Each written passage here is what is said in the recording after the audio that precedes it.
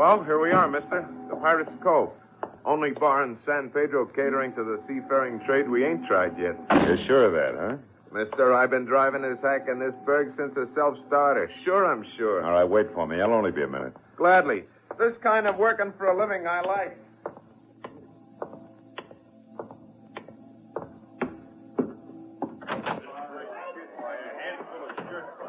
Sonny, I said, you just insulted this lady who happens to be my guest. Bucket, put a hand on this, will you? Well, what's yours, mate? Little information, Bucket. I was looking for a guy named Lash Louderback. He's a friend of mine, about 6'6". He's built like a battle wagon. He takes his whiskey by the pitcher. Lash Louderback. A buddy of yours, huh? Yeah. Why, what's wrong with him? He ain't got any manners, landlubber. He swings before he so much as talks. Oh! You see, buddy, Lash Louderback tore this joint apart less than 2 hours ago. It took 5 of us to get him out of here, so when you catch up to him, tell him to come on back. Tell him the drinks are on the house. Like this. You got that message straight, sweetheart? Sure he is, Casey. He looks like a bright boy with a good memory. Right, buddy? Right, Bucket. I've got a great memory.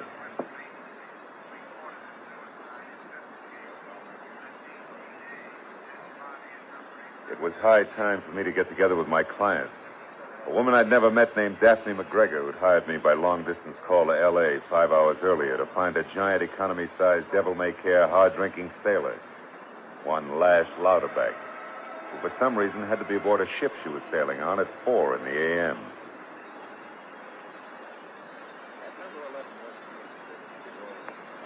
When I announced myself at the hotel desk at the San Pedro Biltmore and after a check call was told to go to room 113, the old roue-type night clerk who pointed the way arched one eyebrow until it nudged his toupee back. I saw why when I was at the door of 113.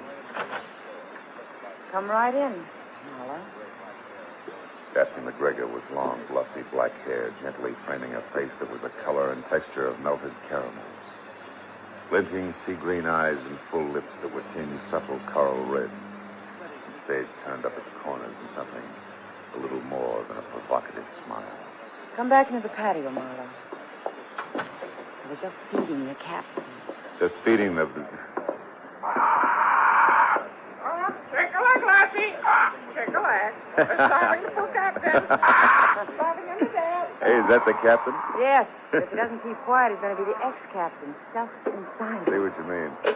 Here, you parasite, eat. You saw him, lassie. Pick that up. Oh, he gets worse every day. Easy. Well, Marlowe, I see by that bruise on your cheek that you found Lash all right. No, Miss McGregor. I only found some unhappy people who Lash had found earlier. You mean you don't know where he is? Marlowe, it's late. We've only got 3 hours left. Yeah, but... You saw him, lassie. You saw him. Shut up, you. Come on in the other room, Marlowe.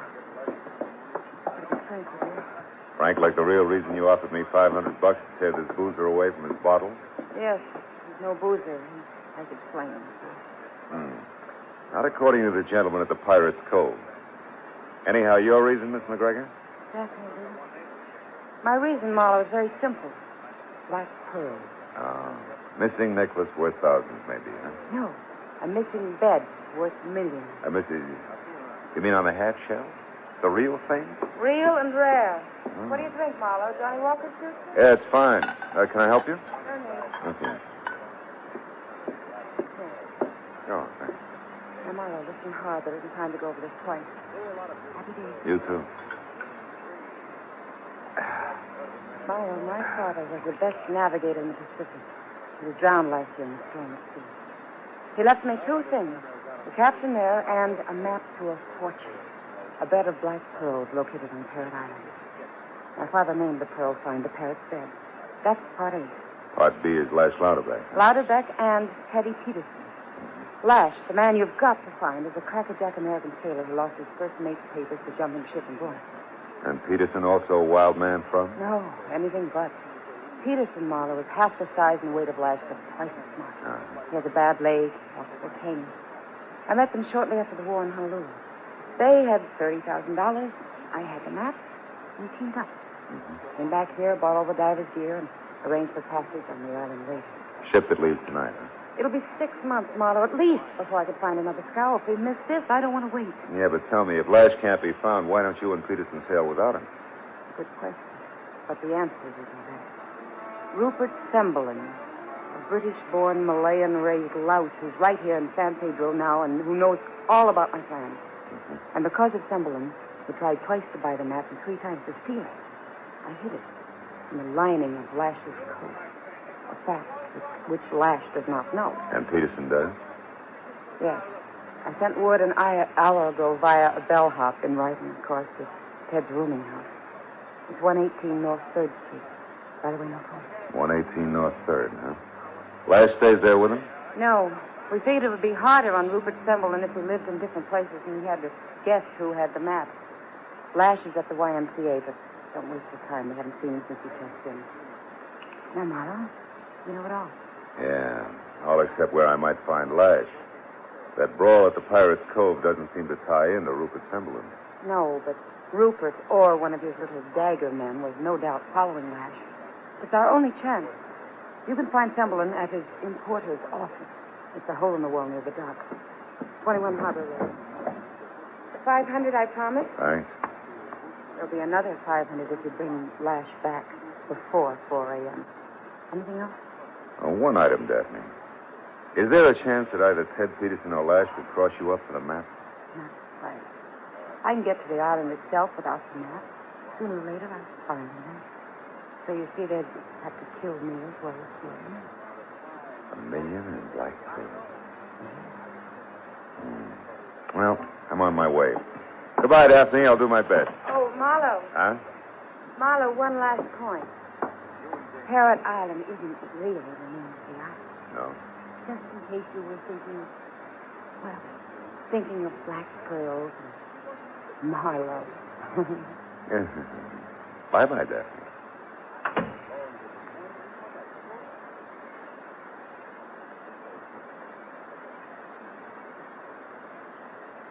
"21 Harbor Drive belonged near the docks, all right. But Shanghai, not San Pedro. It was a small, dimly lit, twisted frame building, weather-warped, dirty, and sandwiched tight by a couple of flanking stone factories like a meek 120-pound commuter caught in between 2 fat ladies in the rush hour. And the man who answered my knock and admitted that he was Rupert Semberlin in a pleasant voice was maybe 50. Looked like an underfed toad. Can I be of some assistance, sir? Yeah, I hope so. My name is Marlowe, Mr. Semberlin. I'm an investigator for the San Pedro Port Authority. Oh, yes. Yeah, we're looking for a sailor in trouble named Lash Louderback. Do you know him? Why, yes, I do. No. Haven't seen him for months, though. Not since Honolulu, I believe. Now, Mr. Marlowe, if you'll excuse me, sir, I'm quite busy. A load of invoices, you know. But if you'll call tomorrow, I'll be only too glad to go into this further. Good night, sir. Semberlin had invoices to attend to, like I had to spend the night mounting butterflies. I knew that as well as I knew that the take he had done had been at somebody behind me. So when I turned and started away from the place, I slipped my right hand around the .38 in my pocket and thought of Daphne McGregor's remark about Brother Rupert's little dagger man. But just then it came. A knife a foot long that splintered into the wooden porch behind me.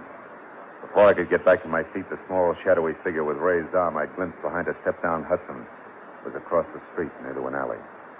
And when I was there and after him, I found only moonlight and the empty, cracked pavement and a long, long line of loading ramps. I knew I was licked. But it wasn't until I turned back toward the man with the invoices that I knew just how badly. Number 21 Harbor Road was lights out and 1 parked Hudson missing. Obviously, Mr. Rupert Semberlin hadn't wanted to be followed. Well, Ted Peterson's rooming house on North 3rd Street was my only chance of picking up a lead on Lash Louderback.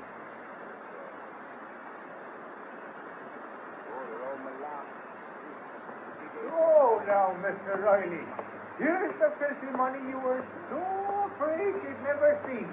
All of it, $11.28 due and coming. Look, Mr. Riley, $5 in interest. Abbey players in San Pedro? Oh, that surprises you, does it? Well, Mr. Liquor Merchant, it shouldn't. 8 Oxford Flickett, me only keep a rooming house. But he's a gentleman of means this day, and hello. Hello. Yes, I just practicing up a bit. I guess the screen doors is only good for keeping the flies out. Or in. Mr. Flickett, I'd like to see Ted Peterson. Peterson, is it? Yeah. Do you have a message? Like that bellhop? Something that I'd like to see Mr. Peterson. Oh, very well now. I'll call him. Mr. Peterson! Mr. Peterson! It's a great PA system. Coming up, sir. Now, more talk about it. Oh, sorry. Didn't know you had company. He doesn't. I'm here to see you, Ted. My name is Marlowe. I'm a private detective working for Daphne, and, thanks, Mr. Flickett. He's here now. Yes, of course he is. There's no need for me any longer now, is there? Good night, gentlemen. Good night. Now, look, Ted, in a tight bundle, it's this. Lash is still missing, was last seen at a joint called the Pirate's Cove where he was in a brawl. You, of course, know he has a map on him. Yeah. Now, have you run into him at all in the last 2 hours? No, Marlowe. I've been right here. Oh? But you know, this isn't the first time old Lash has gone out and gotten Yeah, himself. but this time it may be different. Rupert Semberlin is on Lauterback's trail, I'm sure. Semberlin? That does make it different. Peterson, I think you better get over to the San Pedro Biltmore and stay next to Daphne, huh? Oh, but why? We got to find Lash. And keep everybody alive doing it. Semberlin already has his knife throwers out. If he finds Lash and gets the map, he'll start eliminating everybody. Oh, tell me, is there anything, no matter what, anything that Lash usually does at the tail end of a bender? Well, yeah, Marlowe. Yeah, there is. What? And it never fails. Once Lash is through drinking and fighting, he goes for the deck of anything that's surrounded by water, stretches out on his back, looks at the stars, and sings until he either sobers up or falls asleep. That might do it, Ted. I'm going to head back to the Pirate's Cove and work toward the water from there. You go to Daphne in a hurry, Yeah, huh? all right, Marlowe, but I still think we're going to be okay. Lash has done this sort of thing 1,000 times. Yeah, well, let's hope this makes it 1,001. I'll be in touch, Ted. Wasn't much to go on, but as I walked from the rooming house to my car, I tried to tell myself that Lash's kind, like the cows, always come home. There was no reason for me to worry. But in the next second, I changed my mind. No, don't! It was Peterson back at the house. When I got there, he was hugging the floor and trembling like he had every right to, but he hadn't been scratched. The shaky finger he pointed behind him and in a line with the open screen door said someone else had been and then some. H. Oxwell Flickett was crumpled in a corner, dead. A long, mean knife deep in his back. Marlowe, there was one at Semberlin's then, I'm sure. And he was after me. Marlowe, what can we do? Well, not much more than we were going to. Only first, Ted, you call the police, give them my name, and say I'll explain later. And get to Daphne fast. Well, you look for Lash. Yeah, Lash. A guy someplace under a wide and starry sky. Should be a cinch.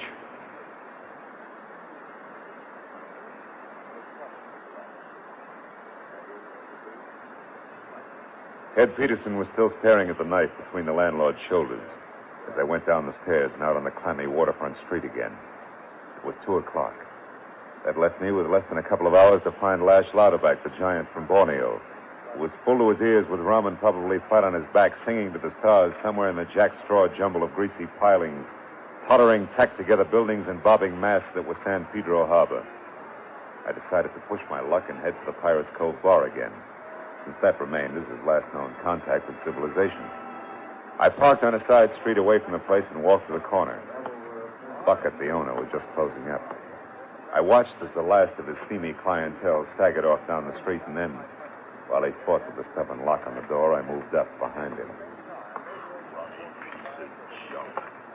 Some of these days... Hey, Bucket. The joint's closed. Don't you jerks ever get tired? Shove off. Go on. Beat it. Keep your shirt on. We've got a conversation to finish. I'm still looking for Lash Lauterback. Oh, sure. Now I remember. You was in earlier, wasn't you, Bo? Yeah, that's right. Yeah. Me and my memory. I guess you didn't learn much. I learned just this much. This time, let's have a straight pitch. Stand up, Heavy. Stand up and listen to what I want out of you. It's very simple. I'll make it hard on us.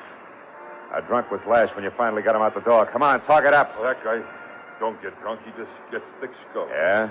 But he put away enough to stagger an elephant. You watched him when he left. Where was he headed? Down the street. That way? What's of interest down there? Nothing. A few empty warehouses, a beat-up salvage yard in the backwash. That's all. Thanks. Now, wasn't that easy?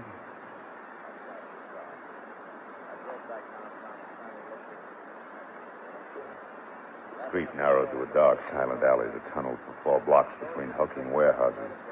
Finally opened on a sagging, rusty graveyard for old ships and ended abruptly at the brink of a stagnant backwash marked dead end. So I stopped and turned around, and that's when my headlights picked up a woman. She'd been leaning against the piling at the water's edge. She looked into my headlights for a minute, then flipped the cigarette away and sauntered toward the car. This ain't private property, honey. I got a right to be here. Who says different? You cops. Always. Every time.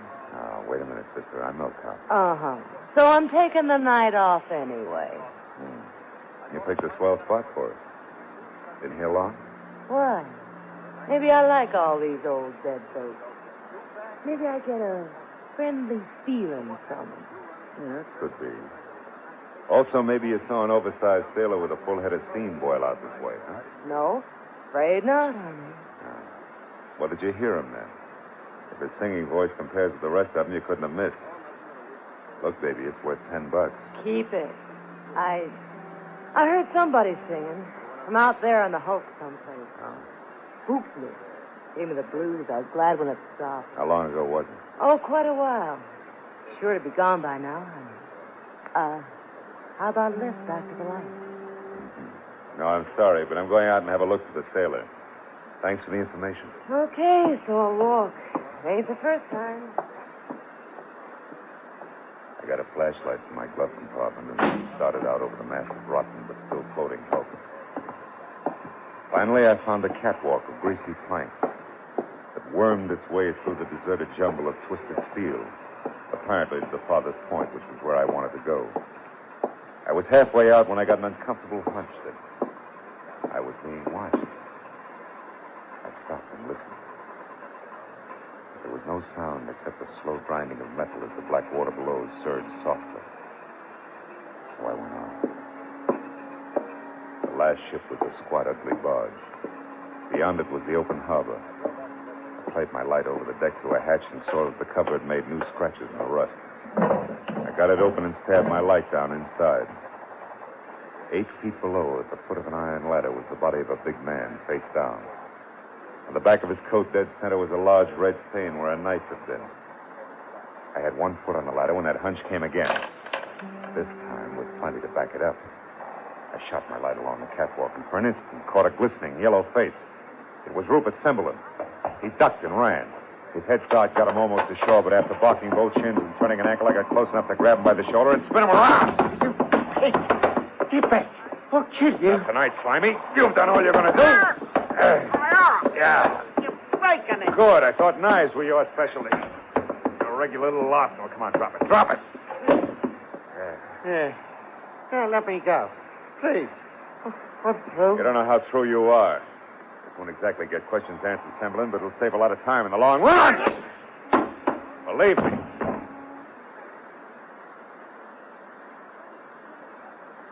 I tied Cimberlin's wrist to a 1.5 tons of rusty anchor chain with a long piece of wire, which I figured would hold him just in case he woke up before I got back.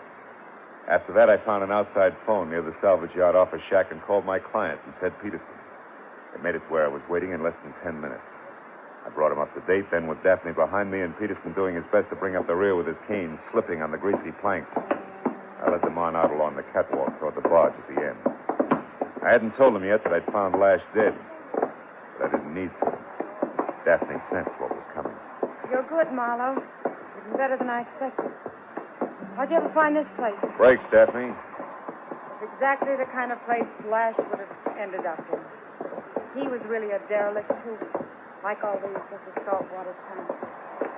He is dead, isn't he? Yeah. Yeah, he's dead. Nice the way it looks. I'm going to miss him.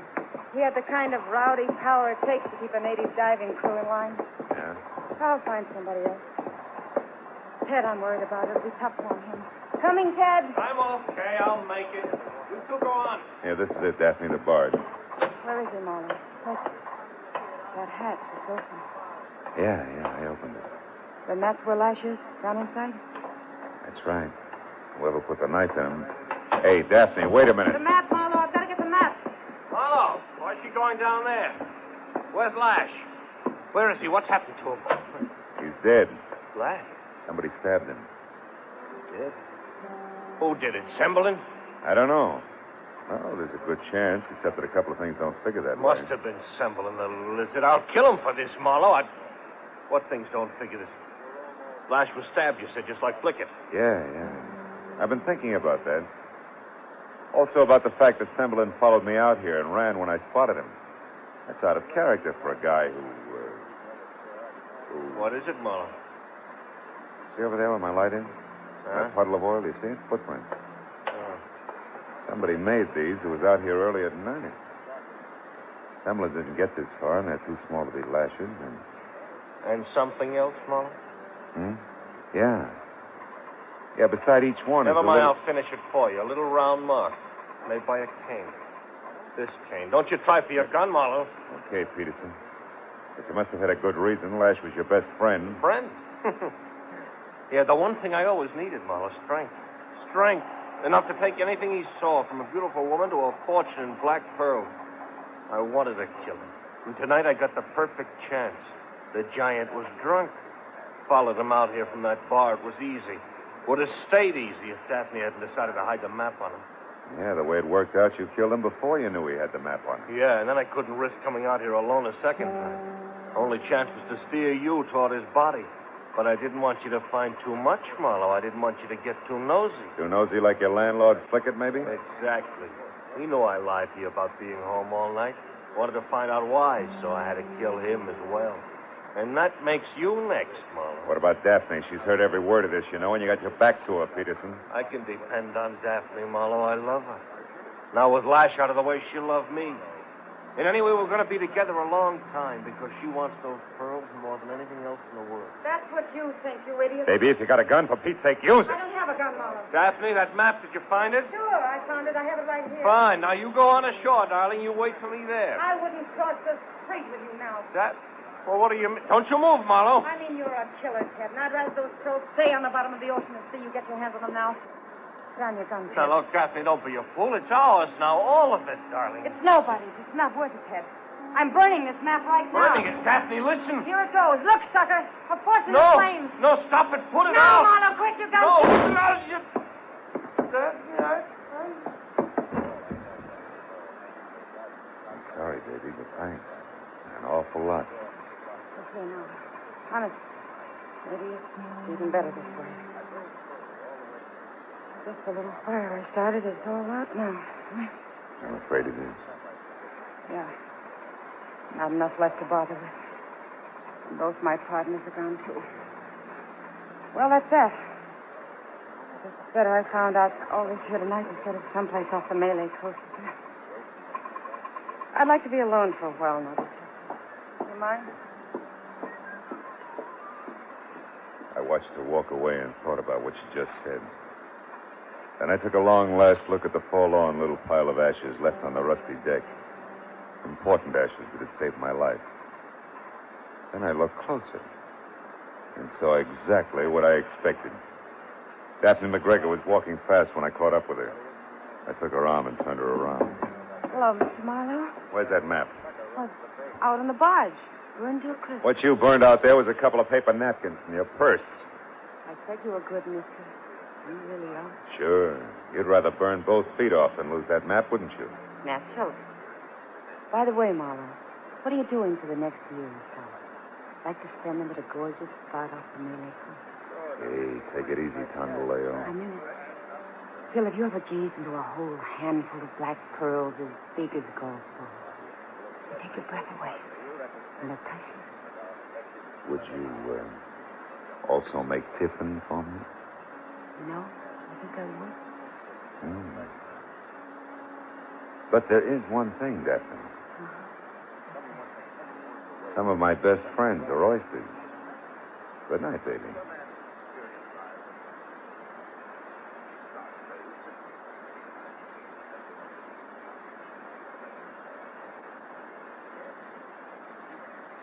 A beautiful green-eyed girl on a tropical island, surrounded by a bed of black pearls. Something to think about. Well, when 4 o'clock came and Daphne's ship sailed out of the harbor with her and a map and a parrot all safely aboard, Marlowe, the jerk, was standing on the pier waving goodbye. Waving goodbye to